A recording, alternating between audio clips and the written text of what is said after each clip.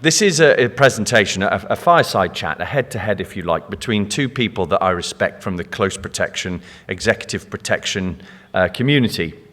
Scott obviously is ex-royalty and specialist protection, royalty predominantly, and Ivan, who was an EP leader that runs a company in Latin America, but does not deploy weapons.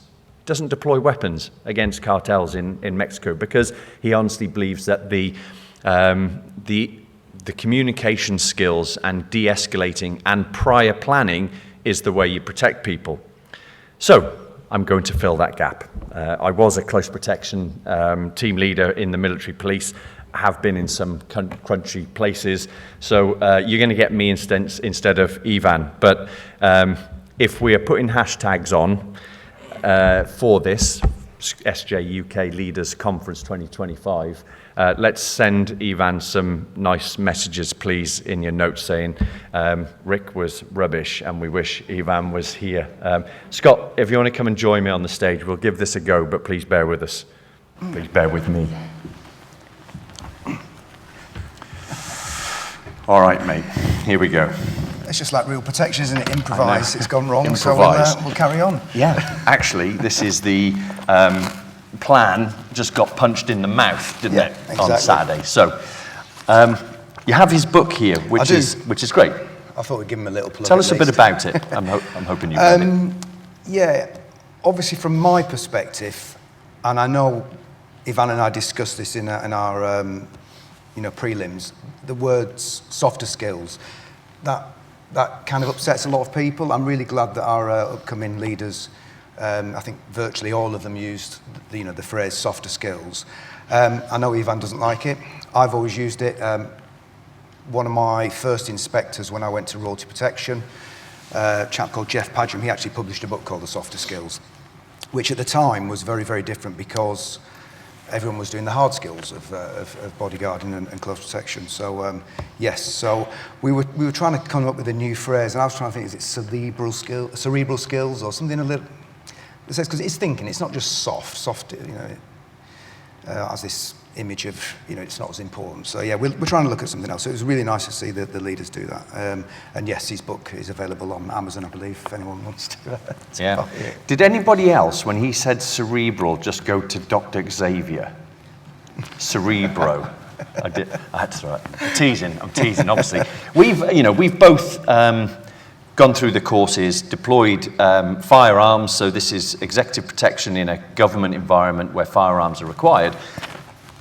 But I don't know about you, have you ever drawn your weapon and fired it in anger? I've thought about that question a lot. Sometimes I have to think, I won't give an answer because then it puts people in a position if they have done it in anger as well. Yeah. So personally, yes, I have. I've not shot, but I've drawn it on occasions. Normally in higher threat environments, and that's why it's really interesting for me, this conversation, because I've operated in Mexico. I've taken UK principles to, government principles to Mexico, and that thought of not having the fallback of a weapon is probably a little concerning to me. But actually, when I think about it over the period of 15 years that I've done protection around the world in over 50 countries, including failed states, war zones, etc., whilst I practiced a lot, and you'll have done the same in the Royal Military Police, for the harder type skills, actually 99.9% of the time, you were using those softer skills, and that just demonstrates how important it is.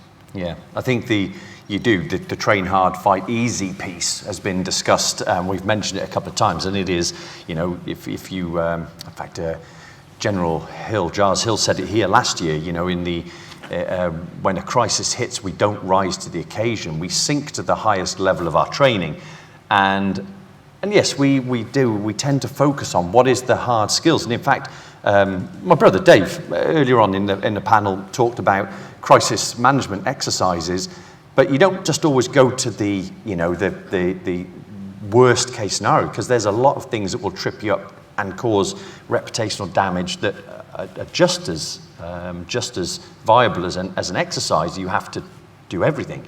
Now, I know in my training, no one taught me how to do residential security assessments, we just went in and wrapped the ambassador's house in razor wire. It looked awful, and as a diplomat, that was not a nice home to live in. Now, security surveying for super prime residential is something that has got to be nuanced and tailored to the risk appetite of the, there's a word I didn't know, risk appetite, when I was in the army. But your client, has to live in that. They don't want a golden cage. So did you ever have to sort of roll out the soft skills? I mean, you worked with Prince Charles, so as was when he was Prince Charles. What was the sort of biggest wins and influence from your perspective? I think from my perspective, I've always said you have to wrap security around a thing or a person commensurate with the threat, obviously, but also in accordance with their wishes. So I'll give a quick example from the royalty protection side and the ministerial. I've delivered protection on ministers who've just been promoted into post. It's really easy. I go along as a team leader and say, this is how protection works. And generally, it kind of works out, so I can influence.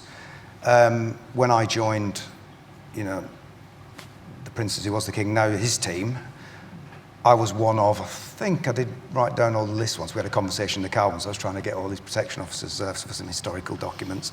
So I'm probably one in a line of maybe 20, 25 police officers that he's had over that time. So I have to conform to the protection that he accepts. So it's very, very difficult sometimes to change people's lifestyles. So it's a matter, and this is the really important thing, again, softer skills, it's about communication. It's about forming a relationship and trust, and then being able to say, well, actually, sir, I'd like to do this because, and if you've got a rationale and there's some sort of, substance behind it, then, it might be accepted. So it's definitely the softer skills. So I know my dissertation on my master's was around the relationship between a principal, in the case of a CEO, in the commercial and corporate sector, and the protector, the protector-protectee relationship. And I know from research that a dyadic relationship, which is based on mutual trust, is always better.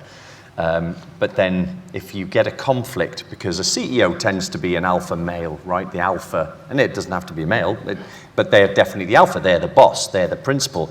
And if you have a bodyguard or a team leader of a team that is also of that personality type, in a Myers-Briggs sense, you can get clashes. And if you have executive protection teams and you recruit for them, you really should be thinking about whether the person you're putting in with that principal and that outer office is actually going to get along with them. Because if they don't get along with them, the principal's not going to do what they suggest, right? And, in worst case scenario, they might lose, the protection team or want to be disassociated with it. It's really interesting. I mean, I've read most of Ivan's book. I was going to finish off the last couple of chapters last night when I knew he wasn't coming. I thought I can take my time now and read it on the train on the way back.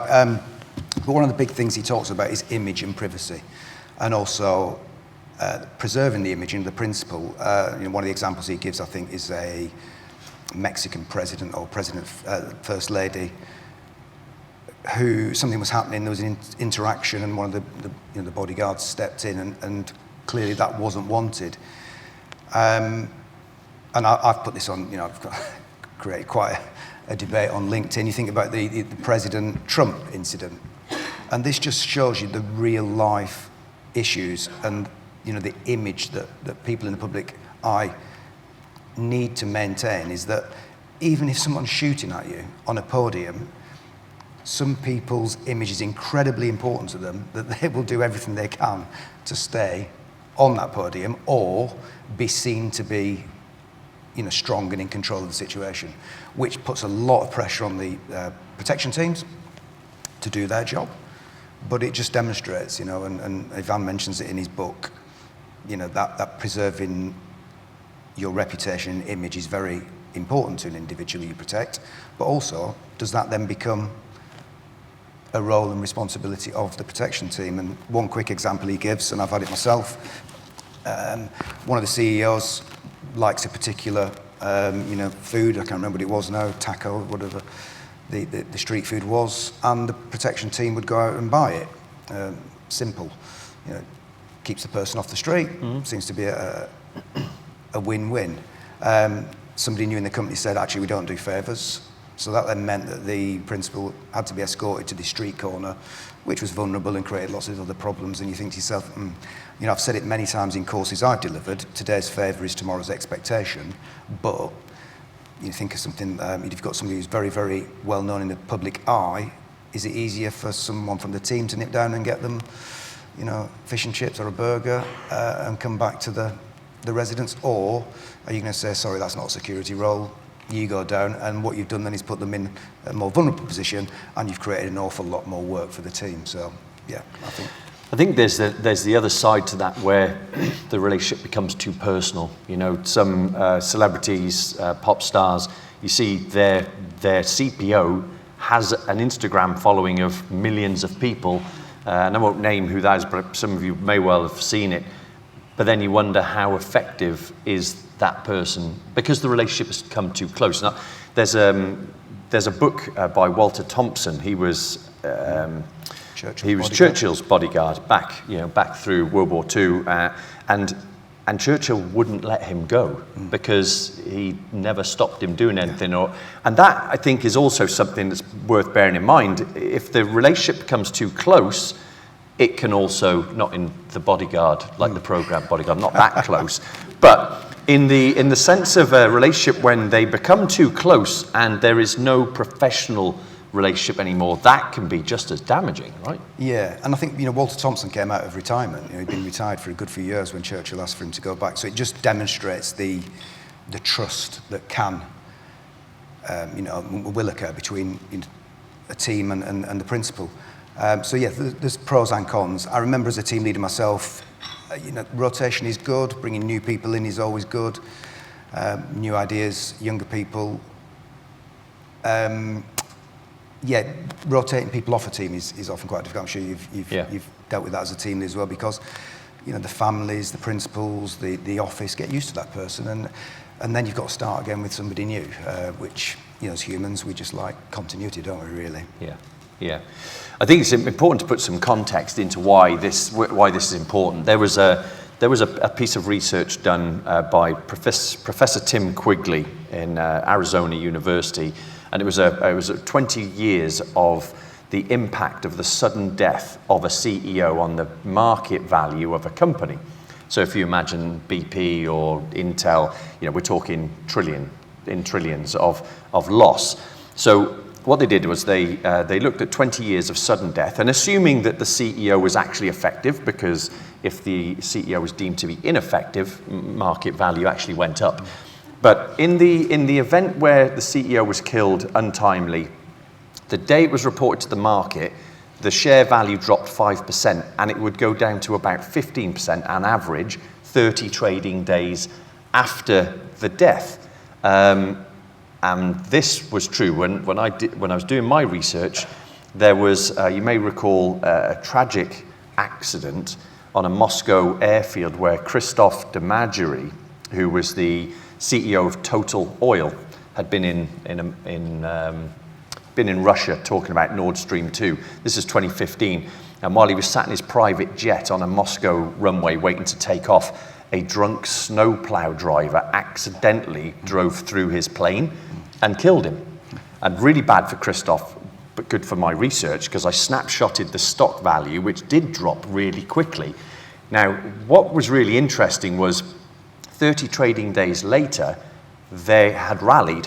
It wasn't dropped down, it had recovered. And the reason it had recovered is because the chief operating officer of Total Oil for 2 years had been groomed to take over from Christophe, because Christophe was 75 and he'd been, you know, in Total Oil for close on 30 years. So the market knew that this guy that replaced him was capable of taking over quickly, and that's a resilience lesson in itself. Now, obviously in our government backgrounds doing close protection, that's not really relevant in that sense, but for those of you that have executive protection teams, and you're trying to convince your CEO or chair that they need this, I would dig into that research, and if you want it, just let me know and I'll pull it out for you. But in terms of reputation for royalty, right, when things go wrong, what's the impact?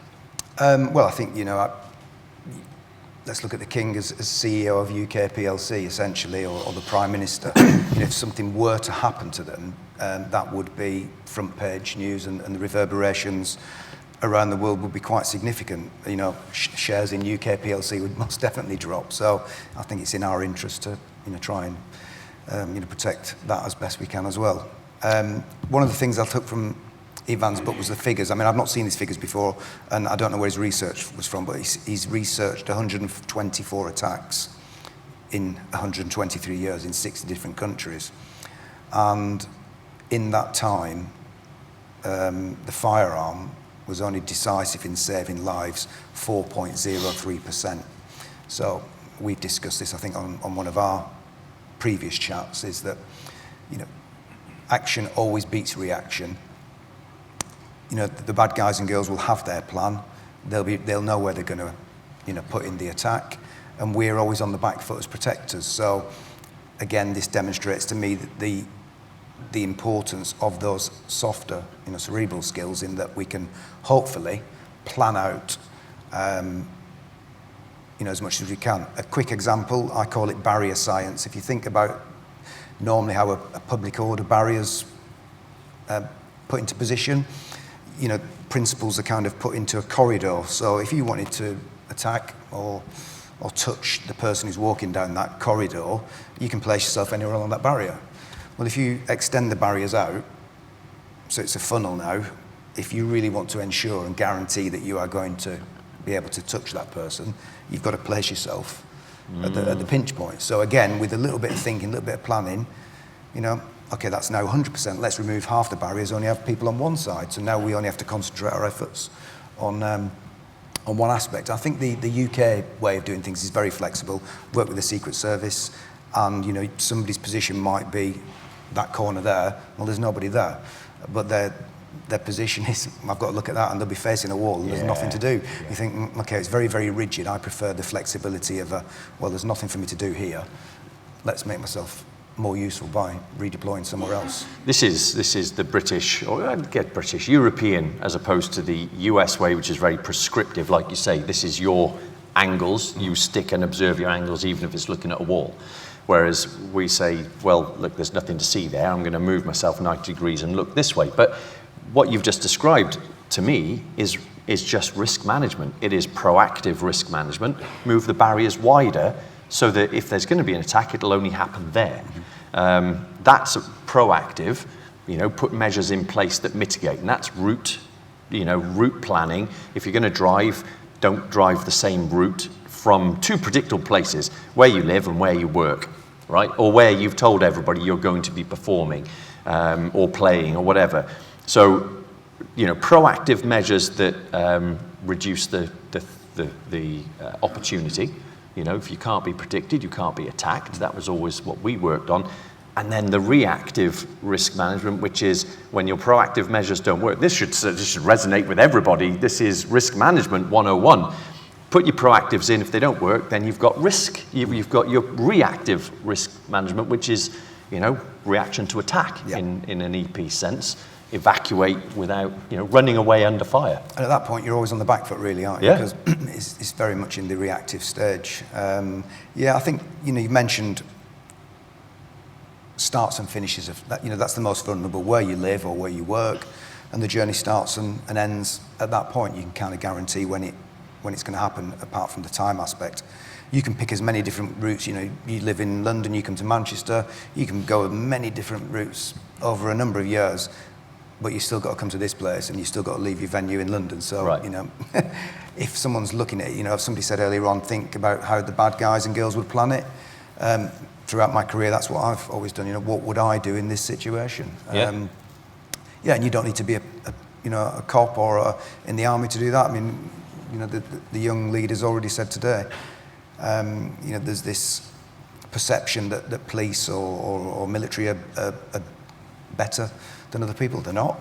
I've worked with people right across the industry, and a lot of the better close protection officers that I've encountered have actually been from a civilian background, but they've got a good depth of knowledge and some real life experience, which I think is important. Yeah, and I know, I don't know if Michelle's here yet, but the SIA obviously licenses close protection officers, and door supervisor close protection. So if you're a close protection badged license holder, you can do door supervision. And sometimes I've come across door staff that have better de-escalation skills than people that I know have been through the same background as me, you know, because they have learnt to deal with drunk people, a wider diverse range of, from young people to old people, families at venues and so on. So they actually have a wider level of experience. And now the physical intervention bolt-on, which is, you know, they know if you sit on somebody whilst you restrain them, you're going to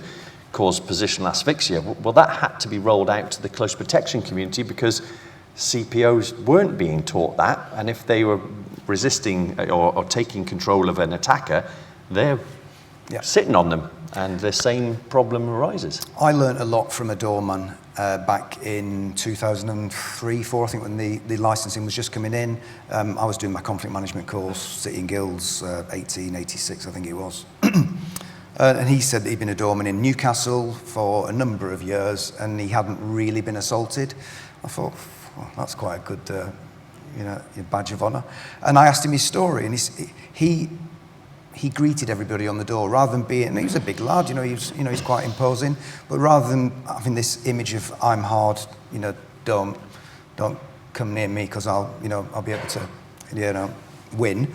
His attitude was, I'll make everyone my friend, I'll engage with everyone coming through the door, and then when he needed help, people in the room go. Now his name was John, I'll never forget it actually.